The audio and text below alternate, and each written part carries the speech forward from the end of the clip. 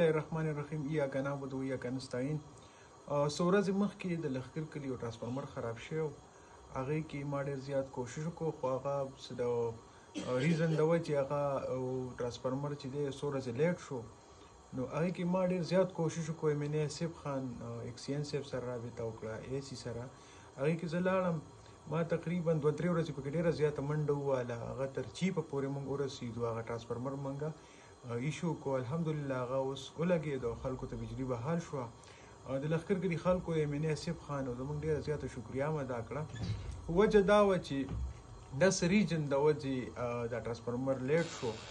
الحمدلله چې کله ټرانسفارمر ډیمیج شوی دی، نو زما نه علاوه ایم این اے اسف خان نه علاوه دا هیڅ چا نه دی راوړی.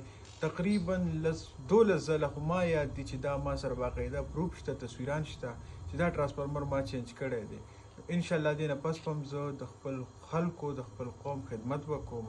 زموږ داسې مشران دي انشاءالله چې موږ ته د شپې ته نه ګوري او نه ورځې ته ګوري، موږ کال اټینډ کوي، موږ سره رابطه کې وي چې چا څه خدمت وي. نو الحمدلله د هر ځای کې ټرانسفارمر خراب شي نو صرف او صرف پی ټي آی ورکر به ولاړ وي. ډېره مننه، والسلام.